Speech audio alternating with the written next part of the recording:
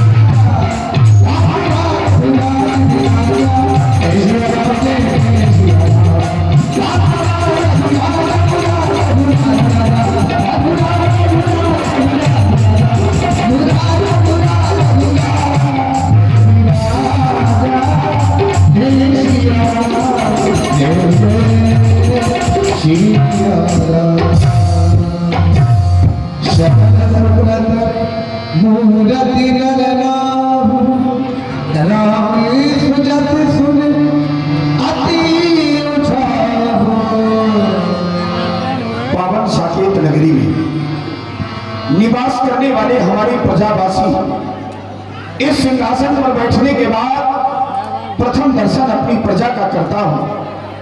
एक राजा की जीवन की ओर जब मेरी दृष्टि जाती है तो राजा अपने सुखों का त्याग करके प्रजा का लालन पालन करता है। यदि राजा के द्वारा यह कर्तव्य नहीं किया जाता, ऐसे राजा की गणना, ऐसे राजा का जीवन नरक का गामी माना गया है। जीवन में सभी सुखों को प्राप्त करने के बाद भी यदि हमारे जीवन में परोपकार उत्पन्न नहीं हो सकता तो इस जीवन को पाने से अच्छा है कि हम पशु जीवन में होते। क्यों? क्योंकि मानव शरीर पाना साधारण बात नहीं है। ऋषि कहते हैं ये मानव जीवन कैसा है।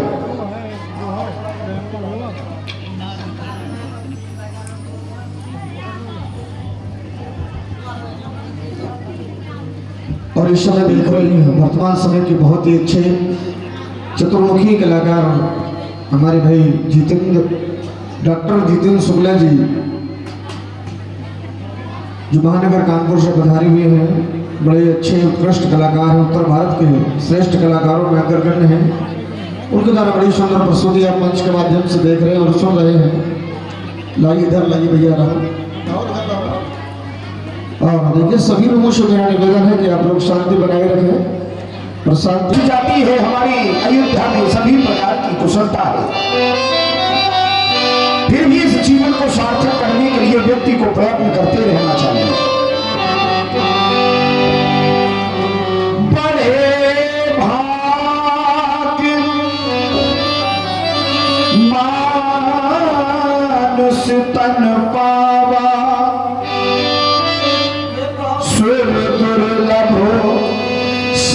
ग्रंथन गावा।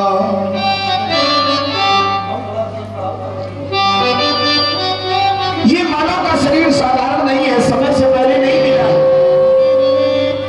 84 के चक्कर में व्यक्ति फंसता है, तब एक बार दरवाजा स्वरूप यह शरीर प्राप्त होता है। साधन धाम, साधन धाम,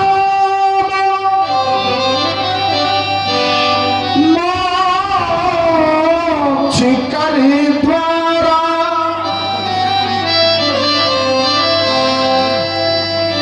पाई न जे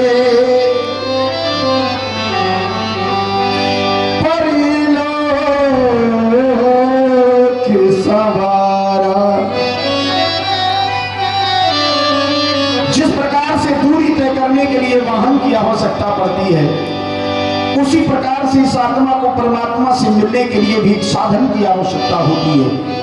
जो यह पंच भौतिक मानव शरीर हमें प्राप्त हुआ है, यह विशेष साधन है साधक की निकटता को प्राप्त करने के लिए। अभी बना नहीं। इस साधन के रूप में हमें यह शरीर प्राप्त हुआ है। मनीष कहते हैं इसका सुंदर श्रृंगार व्यक्ति को करना चाहिए। विचार किया तो लोगों ने तर्क रख दिया कि इत्र वस्त्र आभूषण क्या इस शरीर का श्रृंगार हो सकता है। मनीषियों का और विचार आया तो उन्होंने कहा कि इस शरीर का श्रृंगार इन साधनों से नहीं किया जा सकता, फिर क्या हो सकता है? तो बोले सुंदरता का प्रतीक संसार में नारी है, जिसके हिस्से में 16 श्रृंगार पड़े हुए हैं, लेकिन फिर भी एक ही नारी के लिए ऐसा आता है, यत्र नार्यास्त पूजन्ते तत्र रमन्ते देवता। तो वो नारी कौन सी है, ऐसा विचार तर्क चल रहा है। तो मनीष कहते हैं कि नारी कौन, जिस संसार में शोभा को प्राप्त होती है। नारी की शोभा लाज से है,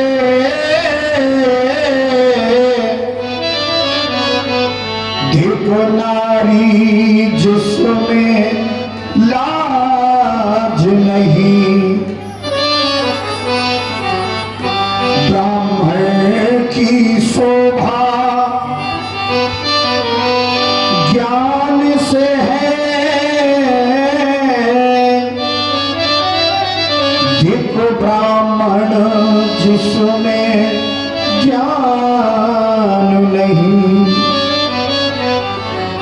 क्षत्रिय की शोभा धर्म से है, देखो क्षत्रिय जिसमें धर्म नहीं।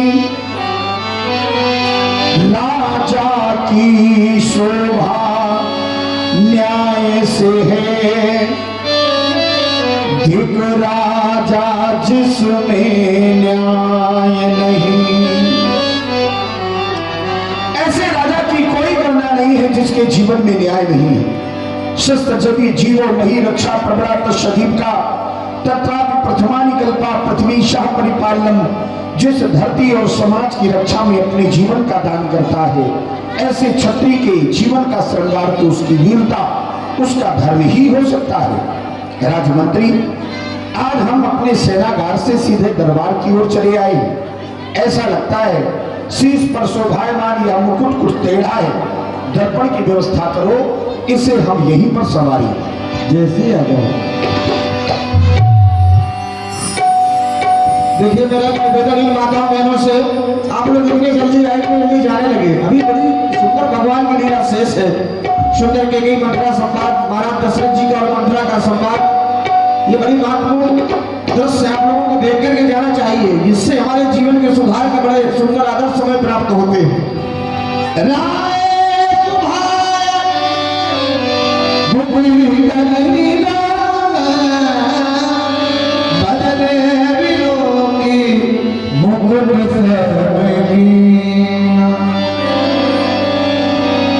श्रवण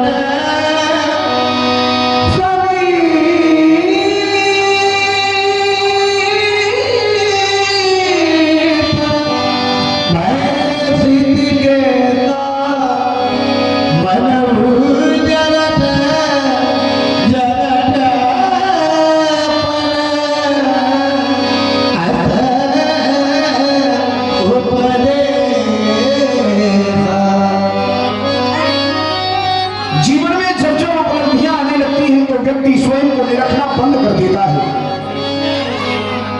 जैसे जैसे वो समाज में पद प्रतिष्ठा को प्राप्त करता है, सम्मान को प्राप्त करता है, वो खुद को अवलोकन करना भूल जाता है। लेकिन कदाचित समय है जो उसे आईना दिखा देता है। समय का आईना वो उसे सामने आकर के खड़ा कर देता है कि तुम्हारे जीवन में क्या चल रहा है, अब अवलोको ये शरीर क्या कह रहा है। दशरथ के जीवन में भी कुछ ऐसा था। बरसों गर्जा युद्धस्थल में, बरसों शिकार में मगन रहा, लेकिन कभी भी मैंने ये नहीं सोचा था कि दशरथ रूपी जीवन में, दशरथ रूपी इस शरीर रूपी दहलीज में भी कभी वृद्धावस्था आकर के दस्तक देगी। और ये कानों के समीप मुझे यही कह रहे हैं, कर्ण समीप भय सित केशा मनहु चरठपन अस उपदेशा। ये कानों के सफेद बाल ये कह रहे हैं कि राजा दशरथ, अब तुम्हारी जीवन में भी वृद्धावस्था समाहित हो गई है। अब तुम्हें इन समस्त विकारों से मुक्त होकर के गृहस्थ का त्याग करके वानप्रस्थ को साहस स्वीकार कर लेना। राजमंत्री, विचार करता हूं कि यदि सिंहासन छोड़ दिया तो इस सिंहासन की व्यवस्था कौन देखेगा। एक ओर से विचार आता है, भय राम सब विधि सब लायक, राम सब विधि से योग हो गए हैं, क्यों ना हो उन्हें अयोध्या का युवराज बना दिया जाए। लेकिन उससे पूर्व आज के दरबार को यहीं पर संपन्न करो। हम अपने गुरुदेव भगवान के दर्शन करने के लिए गुरु सदन की ओर जा रहे हैं। आज का दरबार समाप्त किया जाए।